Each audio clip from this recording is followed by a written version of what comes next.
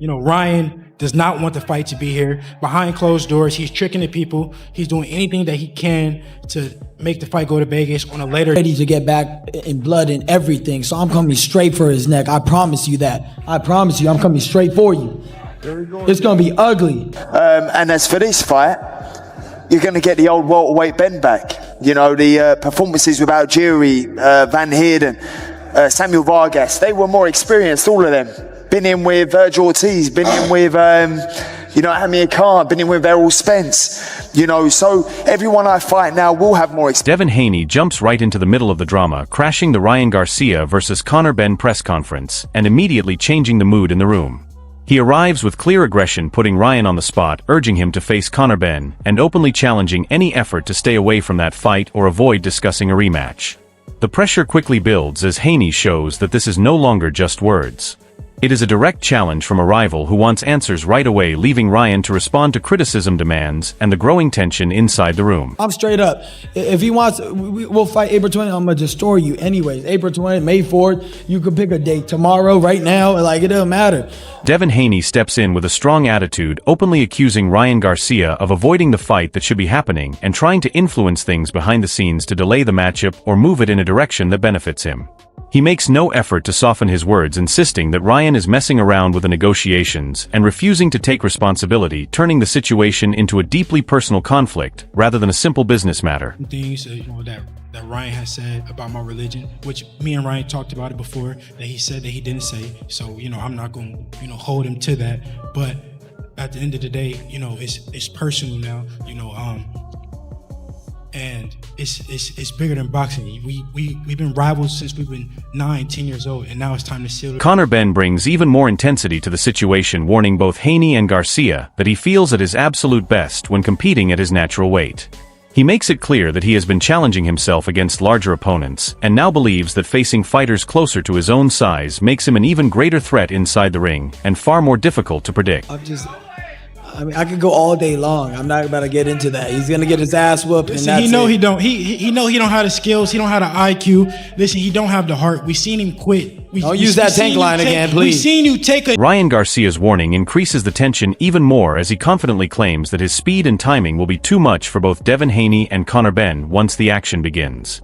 The focus now shifts to whether that quick reaction-based style can truly perform under pressure when both opponents bring top-level aggression experience and a high understanding of the fight. In the nicest possible way, I'm extremely violent and dangerous. But ultimately, for me, you got to remember, I've been competing at a weight that's not my weight for the past 2-3 years. Fighting at 154, fighting at 160. It's not my weight.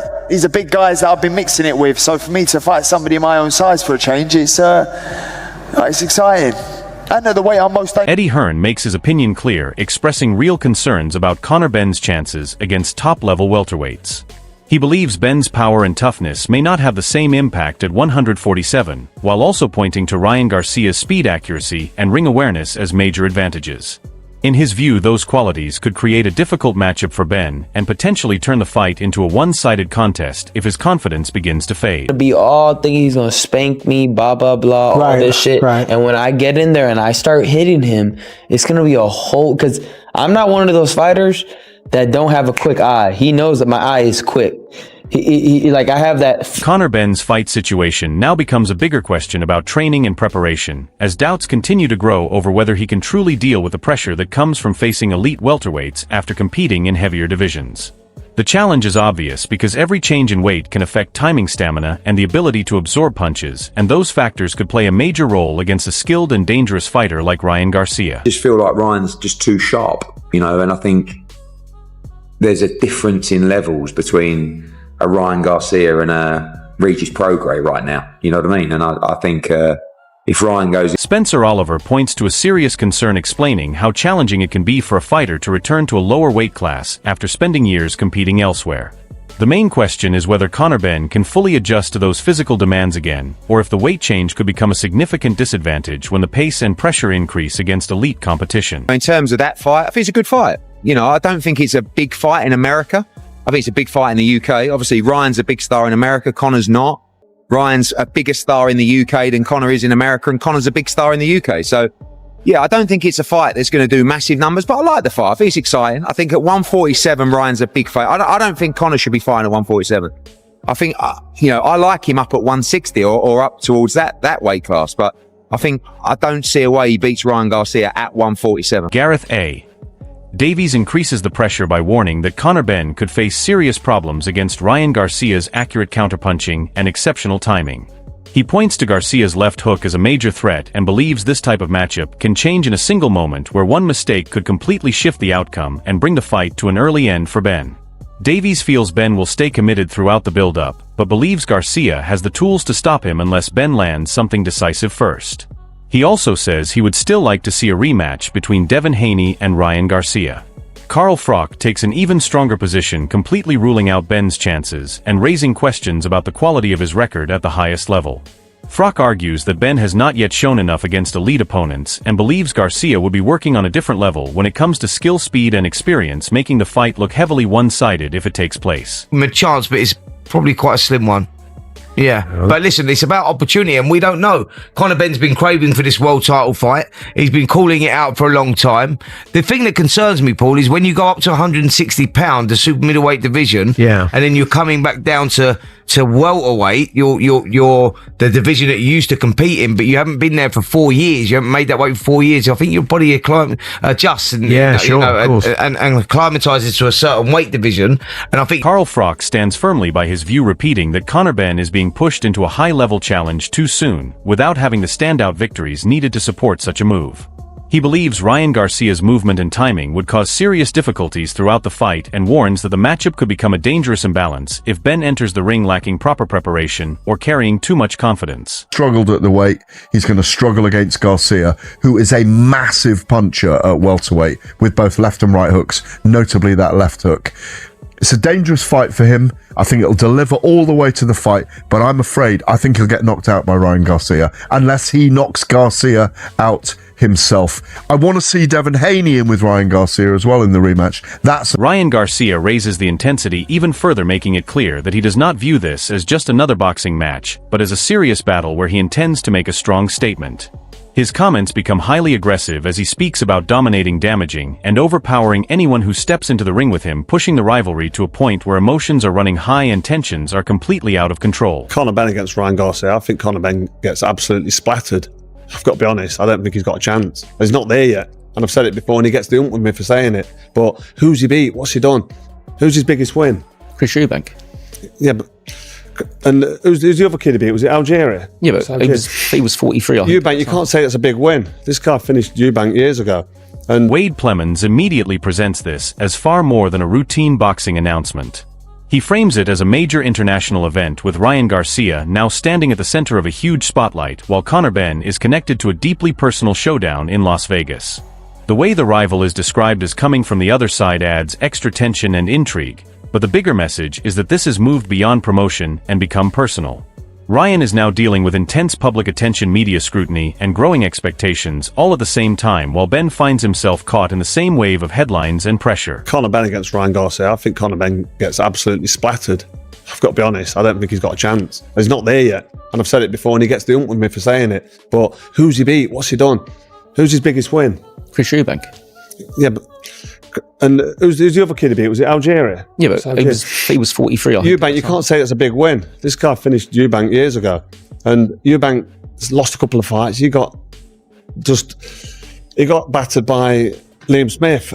And that's a level. It's like, what's Eubank done to warrant Conor Benn saying, I'm ready for world titles like this against this guy? I know he's just now become a new world champion, and it'd be a good fight. But for me, I just think Ryan Garcia runs rings around him. I don't know if you agree or disagree, but I think that's a bad fight for Conor Benn. But it's one that probably will be happening, because if they're signing up Conor Benn with so much money that they're talking, they're going to want him to fight somebody. It's going to be him or Shakur Stevenson. Either of them fights are dangerous for Benn. This could be careful what you wish for Conor Benn. He's signed into a big deal. We'll probably talk about that in a minute. How do you think Conor Benn gets on with Ryan Garcia? I'd be interested to know your... Bearing in mind that Conor has constantly said recently that the WBC belt is all he's ever dreamed about winning. That is his dad's belt. That's the dream. So Conor Benn's absolute biggest dream, and his profile's never been higher, is to fight him. And he's in position for this now, isn't he? So that's done. Yeah, but he might have a new dream. He might have a better dream. If I'm Conor Benn, I'm probably looking at Garcia though as the one for me, because it's a bigger fight than the Shakur fight. Yeah. And more winnable. And more winnable. So yeah, it's more dangerous in some ways, but it's more winnable in others. Ryan Garcia completely lets his emotions take over during this live exchange, turning what was supposed to be a promotional event into total chaos, with sharp insults, constant interruptions, and disrespect coming from every direction. The way he speaks to Conor Benn and brushes aside the discussion shows just how personal the situation has become, with no restraint and no respect remaining between them. Rather than a controlled media appearance, it turns into a tense confrontation where both sides are openly challenging each other and refusing to step back. This is no longer about boxing storylines or promotional buildup. It has become a display of pure hostility in front of the cameras, and it creates real concerns about how intense and volatile this rivalry is becoming. Promise you I'm leaving him in a stretcher. I promise you I'm leaving him in a stretcher. If I gotta bite it, I'm leaving him in a stretcher. If I gotta twist his arm and break his arm in the ring, I will. This is not a fight to me, dog. This is not a boxing match. This is a fight. I'm coming to destroy his life. And if you think I'm playing around, well, people have... Oscar de la Hoya steps forward with a calm but important reminder that regardless of the drama, trash talk, and rising emotions, everything still depends on negotiations, and the final deal being completed behind the scenes. His point is simple. If Ryan wants the fight, then there is a path to make it happen, but nothing becomes official until both sides agree to every detail. That shifts the pressure back onto the fighters, because the attention is no longer focused only on bold statements and predictions. It is now about choices, commitment, and accountability. All the tension and rivalry lose their value if the contracts remain unsigned, and that uncertainty continues to leave the entire situation hanging in the balance. Because we're going to have Ryan Garcia, Conor Benn in Vegas. We're going to have Canelo and Christian and Billy in Saudi Arabia. So time-wise, they'll both be able to see. You'll be able to see both. Canelo will go first in the morning, and then Ryan will go in the evening. But here he was on Jimmy Fallon. Let's take a listen. Eddie Hearn delivers a final assessment describing this as a major international showdown, while also raising doubts about whether Conor Benn is fully prepared to face a fighter like Ryan Garcia at 147. His analysis focuses on the pressure surrounding both men, not only from a boxing standpoint, but also from the expectations, attention, and questions linked to the weight division. Ryan is viewed as the more polished and proven name in this matchup, while Benn continues to face questions about whether he can succeed at this level. As a result, the conversation extends beyond physical talent, with confidence, timing, and mental control expected to play a crucial role in determining the outcome. Ass beating me. I'll come over there and fuck you up. How about that? Oh, you're getting even more diddy with it. come on, stop it, brother. Listen, lay off the gear, mate. Lay off the gear and I'll put my damn feet up. Hey, lay off the PEDs, man. Lay off the PEDs. Bro, get them eggs out of your mouth, brother. You're drunk and high right now, I can tell, because you're an idiot talking to me like that. Hey, I like it. Hey, Connor, when we gonna see you on that big stage again? Listen, I'll come over there and fight your boy, no problem. Just give me the date and I'm ready. Bro, you will not do it, bro. I work for the fighter. Ultimately, if that's the fight Ryan wants, then we're gonna have to evaluate. We're gonna have to sit down and negotiate. And if that's the fight Ryan wants, then we have to make it. You know, I'm for the fighter 1,000%, but it's going to be very... Rolly Romero immediately dismisses the entire situation from the start, challenging Conor Benn's reputation and questioning whether the attention around him is truly deserved. He flips the conversation by suggesting Benn is more focused on gaining attention than proving himself in the biggest fights, while also bringing Ryan Garcia and Devin Haney into the discussion. His comments are direct and critical as he openly questions Benn's ability to compete with elite opposition, and even suggests that either fighter could stop him. What makes the criticism stand out is that it comes from a fellow boxer rather than a commentator or analyst. The discussion quickly becomes an attack on Benn's standing in the sport, with claims that his callouts create more headlines than genuine opportunities. With tensions already rising between Benn and Ryan Garcia, these remarks only increase the drama. The big question now is whether Benn is creating a lasting legacy or putting himself in a position where a costly defeat could follow. In terms of that fight, I think it's a good fight. I don't think it's a big fight in America. I think it's a big fight in the UK. Obviously, Ryan's a big star in America. Conor's not. Ryan's a bigger star in the UK than Conor is in America, and Conor's a big star in the UK. So Yeah, I don't think it's a fight that's going to do massive numbers, but I like the fight. I think it's exciting. I think at 147, Ryan's a big fight. I don't think Conor should be fighting at 147. I think, I like him up at 160 or up towards that weight class, but I don't see a way he beats Ryan Garcia at 147. Conor Benn is a future Hall of Famer. Why is that? Because whoever knocks him out cold is going to be in the Hall of Fame, and is going to put his face on the Hall of Fame. So you see him like a dead man walking, so to speak, I guess? Yeah, no, he has a little bit of energy. He's still got a little bit, he's limping, but he straight away, called out Ryan Garcia. Ryan's been calling him out. It seems like that's the one that's at least they're both talking about it. I don't know. What are your thoughts on that? Okay, how about this, right? I made perfectly, like Conor Benn was over there begging for the fight with me, right? Also, which we had the whole deal set up, by the way. We had the whole deal set up, but he's over there in New York trying to cause all that commotion, all this stuff, right? He did it for clout. Same thing with this, bro. He might be doing this with Ryan for clout too. Like I said, they're over there trying to make all this stuff right. I don't do that fake beef. And that's the thing. That's why it's like, bro, it throws me off, man. And then you go do all that fake beef, and then you want to go come over here and try to, you act like you're a big tough guy, and then go run off and not fight. And he might be doing that with Ryan, because Ryan knock him out cold. You see Ryan knocking Conor Benn out, huh? Anyone, Devin Haney might knock him out cold, and that's saying a stretch. That's a Devin Haney compliment from Rolly. It's kind of crazy, bro, dude. No, it's not even a compliment. It just shows how bad Conor Benn actually is. Rolly Romero's comments bring the entire discussion to a dramatic finish, placing even more pressure on Conor Benn and turning the excitement around his rise into a major talking point ahead of the biggest moments of his career. By bringing Ryan Garcia and Devin Haney into the debate, he strengthens the belief that Benn is not simply pursuing big fights, but stepping into an intense spotlight where every performance will be closely examined. The focus is no longer only on winning. It is about proving that he belongs among the sport's top names who many analysts and fighters already view as more complete competitors. If Benn faces Ryan Garcia, the differences in power speed and timing could become a serious challenge.